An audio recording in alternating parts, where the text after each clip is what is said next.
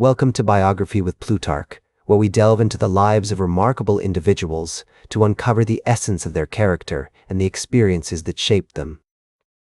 Today, we embark on a fascinating journey through the life of Red Skelton, the beloved American comedian, actor, and artist, whose irrepressible humor and endearing persona captivated audiences for decades.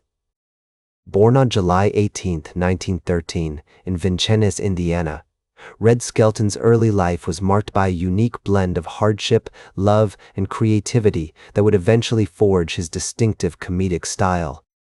As we explore the formative years of Red Skelton, we find ourselves in the charming town of Vincennes, nestled in the heart of the Midwest. The son of Joseph and Ida Skelton, Red grew up in a family that valued hard work and resourcefulness. His father, a grocer, struggled to make ends meet during the Great Depression, often relying on the kindness of neighbors to get by. This exposure to hardship instilled in young Red a deep empathy for others and a determination to succeed. I recall a poignant anecdote from Red's childhood, where he would often accompany his father on deliveries, witnessing firsthand the struggles of their community and the importance of human connection during difficult times. Red's childhood was filled with laughter and imagination, thanks in large part to his mother, Ida, who encouraged his creative pursuits. She recognized her son's innate talent for drawing and comedy, often taking him to vaudeville shows at the local theater, where he would watch in awe as performers like W.C. Fields and Buster Keaton commanded the stage. These early experiences not only sparked Red's passion for entertainment, but also taught him the importance of timing, audience connection, and the art of making people laugh. Ida Skelton's influence extended beyond the realm of entertainment, as she instilled in Red a strong sense of morality and compassion, values that would become hallmarks of his future work.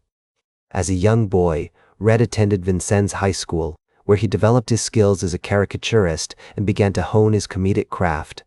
His teachers, though sometimes perplexed by his antics, recognized his talent and encouraged him to pursue his creative interests. One notable example of Red's early comedic endeavors was his involvement in the school's drama club, where he would often perform in plays and skits, honing his timing and stage presence. The historic Vincennes High School building, with its stunning architecture and rich history, provided a unique backdrop for Red's formative years, shaping his perspective on community and the importance of local storytelling. The historical context of Red Skelton's early years was marked by significant events that would shape his future path. The Great Depression, which began in 1929, had a profound impact on Vincennes and its residents. Red's family, like many others, struggled to make ends meet, and the experience instilled in him a strong sense of resilience and resourcefulness. The rise of vaudeville and radio during this period also provided Red with a unique window into the world of entertainment, as he would often listen to shows like the Jack Benny program and imagine himself on stage, making people laugh.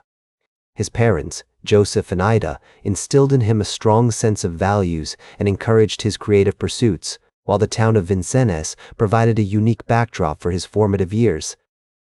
The experiences and influences of Red's early life would eventually coalesce into a distinctive comedic style that would captivate audiences across America.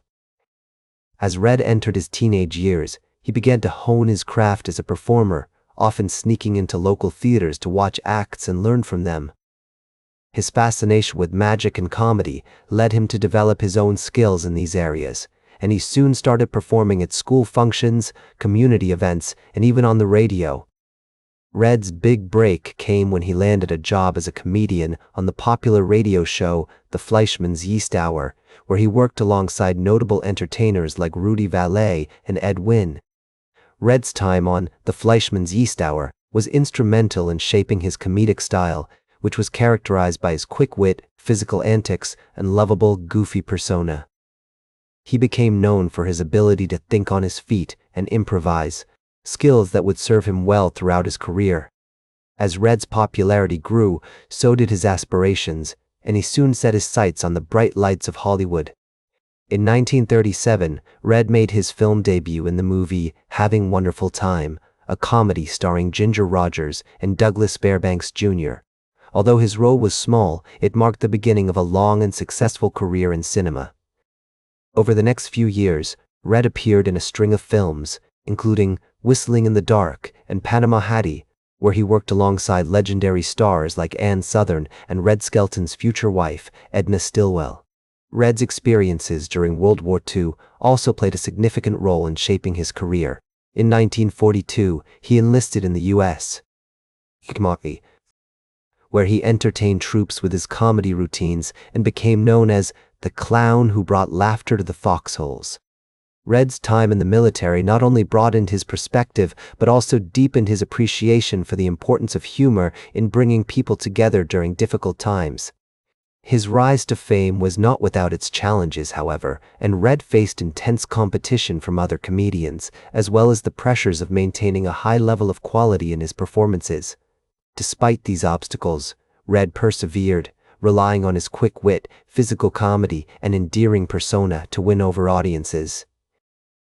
One notable example of Red's comedic genius during this period was his development of the Gertrude and Heathcliff characters, which would become a staple of his future TV shows.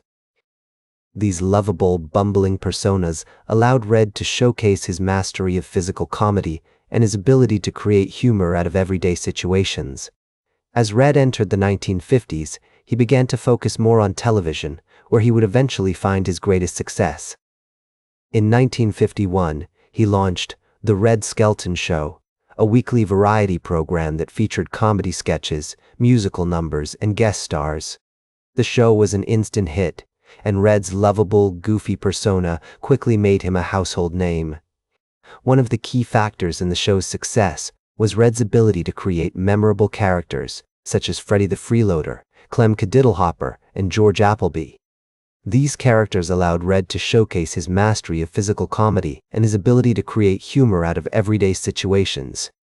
For example, Freddie the Freeloader, a hobo with a heart of gold, became a fan favorite, and Red's portrayal of the character earned him numerous Emmy nominations. Red's TV show also featured a range of notable guest stars, including Frank Sinatra, Dean Martin, and Jerry Lewis. These appearances not only added to the show's appeal, but also helped to establish Red as a major player in the entertainment industry. In addition to his work on television, Red continued to perform live, entertaining audiences with his unique brand of comedy. He became known for his ability to think on his feet and improvise, skills that served him well in both his TV shows and live performances. For example, during a 1956 appearance at the Hollywood Bowl, Red improvised a routine about a group of mischievous raccoons, which brought the audience to its feet. Red's later years were marked by a range of personal and professional challenges. In 1962, he suffered a serious illness that forced him to take a break from performing. However, he returned to the stage in 1963, and his show continued to thrive until its eventual cancellation in 1970.